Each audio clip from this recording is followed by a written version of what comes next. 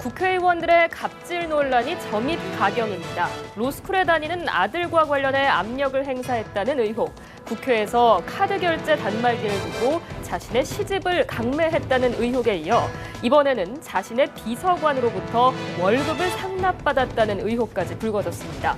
모두 19대 국회에서 벌어진 일인데요. 1년 넘게 비서관의 월급을 상납받았다는 의혹에 휩싸인 새누리당 박대동 의원은 기자회견을 자청해 월급을 내놓으라고 강요한 적은 없다고 해명했습니다.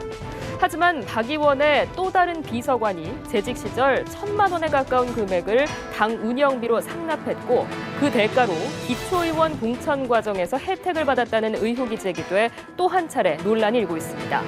끊이지 않는 국회의원들의 갑질 논란, 실태는 어떻고 대책은 없는지 고민해보겠습니다. 노동 문제와 관련해서도 정치권 별로 하는 일이 없다라고 얘기했는데 갑질까지 하고 있더라고요. 지난주에는 노영민 의원 때문에 굉장히 좀 시끄러운데 이번에는 박대동 의원에서 여야에서 주거니 받거니 하는 것 같아요. 먼저 간단하게 모르시는 분들도 계시니까요.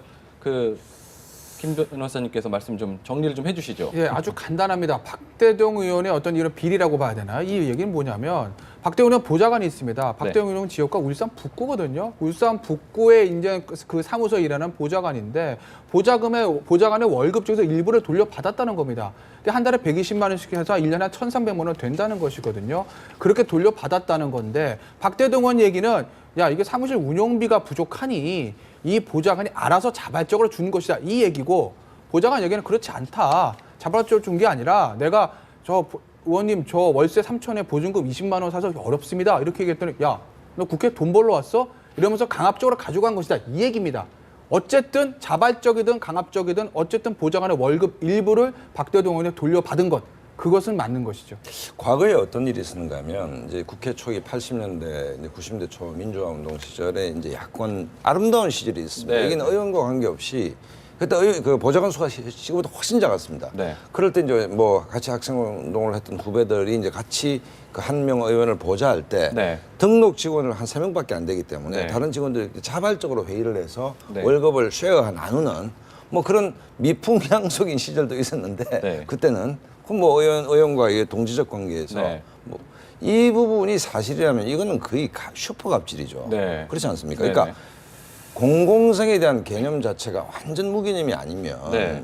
이럴 수가 없는 것이죠. 이럴 수가 없는 것인데 이게 과연 박대동 의원실만의 문제인가? 제가 네. 알기에는 그렇지는 않거든요. 여야 알 거 없이 네. 과거의 그 미풍양속이었던 관행이 좋은 점은 다 사라지고 지금 굉장히 폐섭으로 남아서 네. 이른바 그 슈퍼갑으로서의 국회의원이 자기 보좌진들한테 이런 형태로 이른바 삥 뜯는다 그러죠. 네. 삥 뜯는 어떤 이런 구조가 있는데 이 문제는 정말 뭐 좀 부끄러운 얘기입니다, 사실은. 그 박대동 의원이 상납한 또 다른 비서관이 있었다 하던데 그 지역구 기초의원에 당선됐다 하더라고요. 공천 헌금 의심하기도 하던데 어떻게 보세요, 그러니까 이제 그 내용은 비서관 시절에 비서관으로 이제 본인이 이제 냈던 돈이 예, 예. 근데 뒤에 봤더니 지역의 시의원, 도의원이나 뭐 이런 역할을 하고 있다는 네네. 거예요. 당선이 돼서 물론 이제 지역이 지역이다 보니까 새누리당 공천만 받으면 당선되지 않았겠습니까? 네네. 근데 문제는 이렇습니다. 아까 이제 그런 이야기 저희가 하다가 중간에 다른 게 연결됐었는데요. 사실 과거에 보면 야당이 이런 경우가 좀 왕왕이 있었습니다. 네. 그거는 이제 의원 자체가 받는 돈도 이렇게 소위 말하는 후원금도 들어오기 좀 어렵고 이러니까 보좌관들하고 같이 우리 사무실도 운영해야 되고 이만저만한데 어떡하냐, 내가 받는 봉급이 얼마를 내놓을 테니까 하자 하면 이제 본인들도 내놓고 아까 박상훈 소장이 말한 아름다운 시절이라는 게 예. 그렇게 나누어서 쓰던 시절을 말하는 것이죠. 네, 이렇게 일방적으로 상납하는 것, 더군다나 정부 여당 아니겠습니까? 야당도 물론 이렇게 지탄을 받아야겠습니다만 네. 여당이 이렇다는 건 굉장히 실망스러운 일입니다. 그리고 이 박대동 의원 이전에도 무슨 유관기관의 장도 맡으셨고 이랬던 분인데 네. 이게 굉장히 실망스러운 것이고요. 당연히 국민들의 눈에서 보면 그랬던 비서관이 나가서 공천을 받아서 기초의원이나 광역의원을 하고 있다면 예. 이건 뭐 어쨌든 합법적으로 보면 본인들은 사무실 운영 경비를 냈다라고 주장할 수 있습니다만 예. 국민들의 눈에는 공천헌금이다 이렇게 보여줄 수밖에 없다고 보여집니다. 또 하나 국민들 시선에서 조금 더 좀 안타까웠던 게 박대동 의원이 해명을 하면서 이 시점이 의심스럽다 이런 얘기까지 했어요. 김태우- 본인의 네. 잘못에 대해서는 네네네. 그 뉘우치지 않는 전형적인 우리 국회의원 갑질의 표상이죠. 네네. 뭐 신기남 의원도 마찬가지고 뭐 야당도 사실 자유롭지 않죠. 뭐 네네. 얼마 전에 얘기 나온 것처럼 아버지가 그럴 수 있는 거 아니냐 뭐 이런 형태의 대응들을 하고 있거든요. 네. 국민들이 그토록 국회의원들이 갖고 있는 나름대로의 어떤 특권을 저런 방식으로 남용하는 것에 대해서 문제 제기를 하고 있는데 네. 그런 부분에 대한 어떤 최소한의 반성도 하지 않는 우리 어떤 전형적인 국회의원의 모습인데 네. 제가 이제 말하고 싶은 거는 뭐냐면 지금 사무실 운영 경비로 썼다고 얘기를 하는 거 아니에요. 네. 근데 이거는 제가 좀 따져봐야 될 거예요. 김태현 변호사한테 좀 물어보겠는데 국회의원이 실제로 자기의 운영 경비를 활용할 때 그 운영 경비를 충원하고 활용하는 데 있어서 여러 가지 그 합법적인 절차들이 있잖아요. 그러니까 이렇게 하면 이거 위법적 소지는 없는 건가요? 저는 그거 좀 물어보고 싶고 네. 이런 사람들 발각돼서 사실은 법으로 걸어야 된다고 저는 생각을 해요. 네, 네, 네. 그런 부분들을 좀 찾아낼 부분이 있는 거죠. 김 변호사님 답을 좀 주시죠.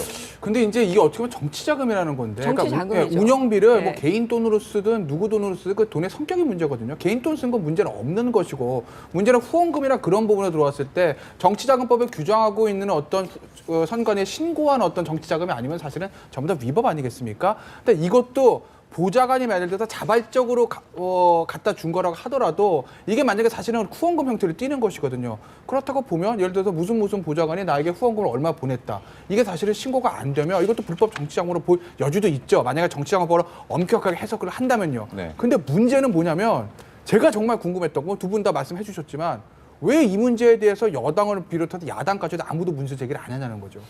뭐 여당도 그렇고 야당에서도 야 이거 박대동 의원 이런데 문제 있어 이거 사퇴해 심판해 감사해 이런 얘기를 전혀 안 하고 있다거든요. 왜냐하면 이건 그들에게 뭐로 나름대로 있냐? 관행이거든요. 그렇죠. 네. 관행이고 여야에 너무 많이 퍼져 있다는 겁니다. 네. 누구 하나 이걸 나서서 문제 제기가 하기 어려운 있던 이 상황 자체가 정말 문제라고 보이는 거죠. 추가로 제가 약간 팩트만 좀 더 올릴 필요는 있을 것 같아요. 네. 그러니까 국회의원의 세비라고 하는 게 1년에 1억 7천만 원 정도 됩니다. 토탈 네. 이거 다 더하면. 근데 거기에 사무실 운영 경비, 국회의원 운영 경비라는 게 따로 있습니다. 그게 한 연간 5천만 원 정도 되거든요. 그러니까 박대동 의원이 이거 외에 사실은 자기 비서관한테 받은 것 아닙니까? 그러니까 과거랑은 굉장히 과거에 아까 말한 아름다운 시절이라고 소위 저희가 표현했던 뭐 야당이 탄압받고 이런 시절과는 이건 완전히 다른 이야기인 네, 거고요. 네. 이분이 굉장히 철면피인 거죠. 사실 그렇다고 봐야 되는 거고 네. 본인이 뭐 정치적으로 심판받아야 되겠지만 네. 그 이전의 도덕성에도 굉장히 타격이 난 문제이기 때문에 네, 네. 아까 말한 것처럼 정치자금법이나 아니다 이런 걸 떠나서 이미 사무실 운영경비라고 국가에서 주는 돈 5천만 원이 있고 네. 그리고 본인은 1억 7천만 원 받는 분이고 네. 그런데 또 그 사람들에게 뭐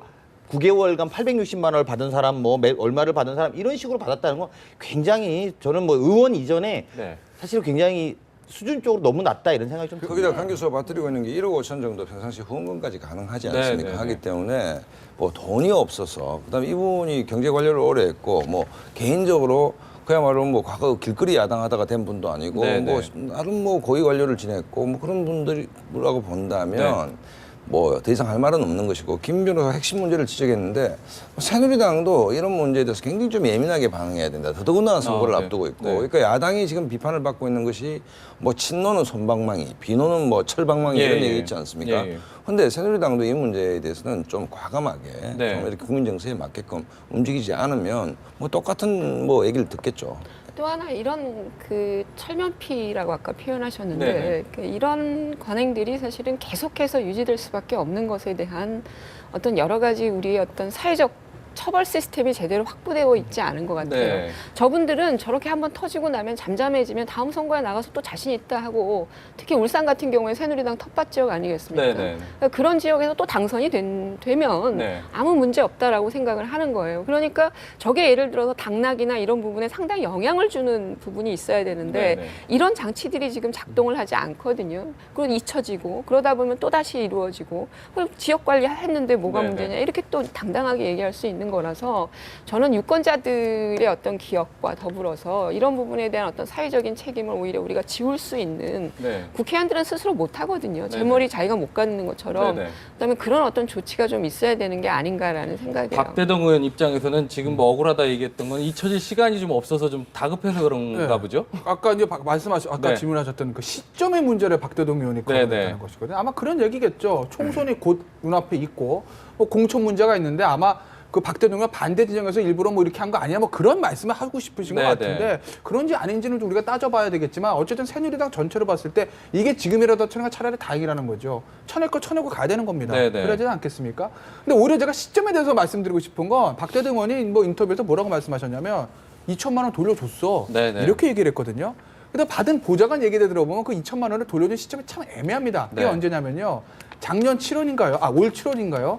그 박상은 의원이라고 새누리당 인천 지역구 의원 계시죠. 그들이 정치자금법 위반으로 사실 그때 구속이 됐을 때 여러 가지 문제들이 나오면서 무슨 문제가 있었냐면 보좌관의 월급을 똑같이 후원금조로 돌려받았다는 얘기가 예. 나왔거든요. 예, 예. 그 얘기가 불거지고 나서 박상은 의원 측에서 박상은 의원이 직접 온 건 아닙니다. 박상은 의원 측에서 2천만 원을 그 보좌관에 돌려줬다는 거예요. 사실 시점이라고 보면 그게 더 애매하지 않습니까? 네, 네.